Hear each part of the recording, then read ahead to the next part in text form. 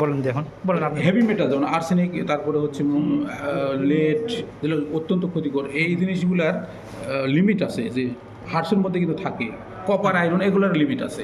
তো এটার লিমিট কতখানি, মানে লিমিট কি আপনার জিএমপি হু গাইডলাইন হচ্ছে বড় বড় ফার্মাসারা লাগে না, মানে ইন্টারন্যাশনাল কিছু গাইডলাইন আছে, ওর বেশি পরিমাণে আছে কিনা আমাদের এগুলো দেখতে হয়।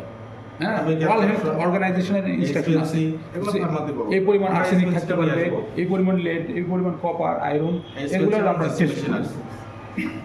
বুঝছেন?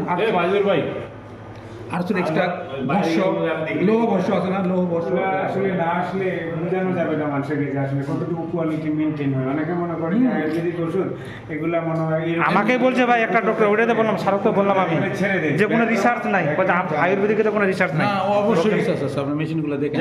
ফোন করবো। এই যে দেখেন বন্ধুরা, প্রোডাক্ট যে রিসার্চ হয় দেখেন, এই যে মেশিন কত কত সব আমি আমার কথা বলছি, আমি বিএমএস করেছি।